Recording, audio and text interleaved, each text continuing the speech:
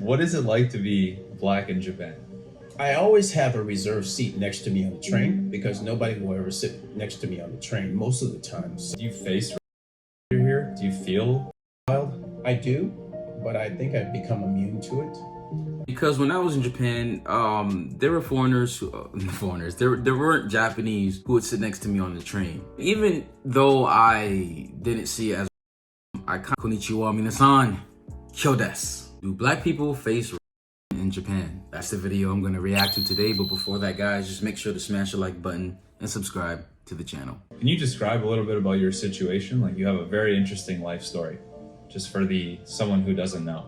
I'm American. I'm here in Japan. I've had a chance to travel around the world to many different countries. I've been in Japan, performing here in Japan.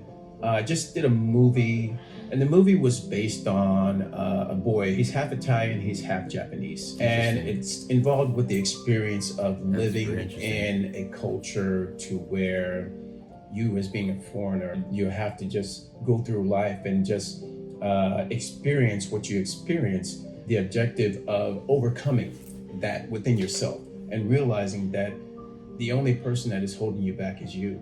So I tell children now, if you experience any kind of that, just laugh, because they will never know what you're laughing about. Right. So that actually leads me into it's a good segue to my next question. Let's do it. What is it like to be black in Japan? I always have a reserved seat next to me on the train because nobody will ever sit next to me on the train most of the time. So I have the freedom of just being me. And I had to get used to it after a while. I had to get used to it because it was just, why does nobody want to sit next to me? But now I just look at it as like, okay, this is life.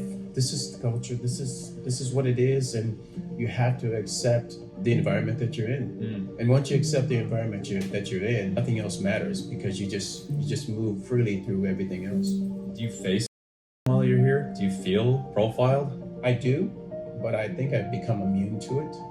I think I've just gotten to the point to where it doesn't really matter anymore, and I just tell myself that it's not going to stop me. It's not going to describe who I am.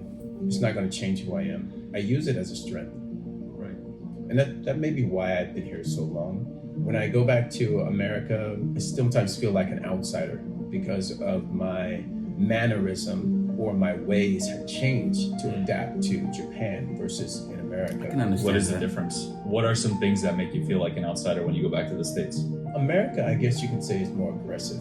You're chasing the American dream. You come to Japan, and when you start chasing, everybody just backs away from you because you're too aggressive on the chase. I need to back down a little bit, and I need to understand that it's a process. Once you are able to be seen as somebody who is approachable, then you can open up a little bit more. People are very approachable in the US, so I guess you have to work extra harder. You had to have learned things to become more approachable to the average outsider. Just think it's just a power within you. You actually become more of an attractive person just by being yourself, just by not being too aggressive, and people want to gravitate to you because you're intriguing, because you're not being that forceful American that they're expecting you to be. So you're 59, you just blew both of us away with your age, but you act and seem like you're a lot younger. There's things that you do that you think make you feel younger and that you think you could give as sort of pieces of advice that someone should engage in every day.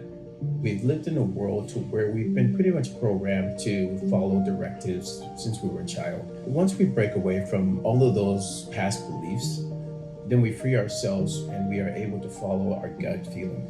And once we start exercising, following our gut, we tend to go a different direction. You start walking slowly, and then you start to skip a little bit. And next thing you know, you're running because you realize that what you were doing before, or what you were living before, was a lie. You bought into the dream of this is the way things should be, this is how you should live. But I basically look at it, like I said, if I focus on age, or I focus on income, or if I focus on all of the aspects of how I'm supposed to live or what I've been told to live, it doesn't make me happy. What do you focus on instead?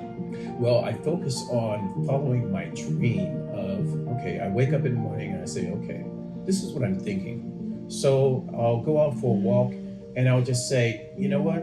I'm just going to talk into my diary about what I feel. or what I've experienced. And that allows me to free myself from the thoughts of what I shouldn't be doing. You're talking like, oh, there was this one path that I broke free from. What is that decision that you made, or what is one of the biggest decisions you made that really impacted your life? I guess was to travel. And when I started traveling, not only was I able to see how other people live. Yep. You go to another country and you wake up and you're living like someone else. You're not living like you're living in America. You're living a lifestyle that is new. And every day you wake up, it's like you're on a vacation. You still feel that way? Yeah, I still feel that way. So every day I wake up, I feel like I'm on a long-term vacation. And that probably makes you a lot happier. Right.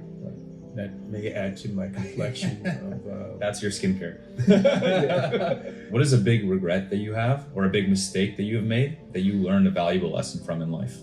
Well, I would actually say learning how to say no is probably a big decision that I made, because I would always say, okay, I'll help you with this, I'll help you with that, or I'll do this, I'll do that. But then again, you realize a lot of things that you do are not for the benefit of you.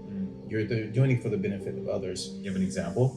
Something that you said no to in the end that was really hard to say no to, but that you're happy that you did it. It really changed you or helped you feel like you're making progress. Well, I was offered a job, and the job was with a friend, and the friend said, I really need you. I really need you to help me. I really need your support. And I realized, it says, okay, well, they may need my help, but if I go that direction, this job won't make me happy. So in the end, I would end up being in a situation to where I made them happy, but I made myself unhappy. So I turned it down. I said no.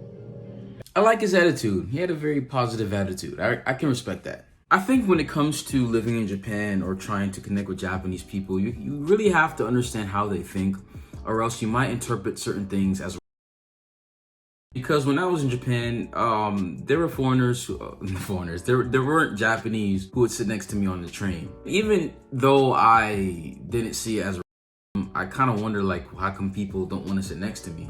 But then I learned it's not that Japanese people don't like you. It's just that they don't know you too well to know how you act or, you know, what kind of person you are. Because imagine living in a country where majority of the people look like you. If they see someone different than you, they may be curious about you, but they're still kind of cautious because they don't know what kind of person you are. Not only that, I would also say foreigners tend to have a stronger body smell than many Japanese, and it's not like in Western culture in which we use a lot of cologne or perfume. Japanese rarely tend to ever use that. But not only that, we're also very much bigger, so we do take a lot more space. And I don't think it's because Japanese people think, you know, they're more so you're different. So I'm not sure how I should approach you. Even in a conversation, like most Japanese know that most foreigners probably don't speak Japanese, so they're just more timid with the fact that they can't communicate with you, and the fact that you're different, so they don't know how to approach you compared to like a Japanese person, of course. Overall, I like his positive attitude. I think he's a pretty decent guy.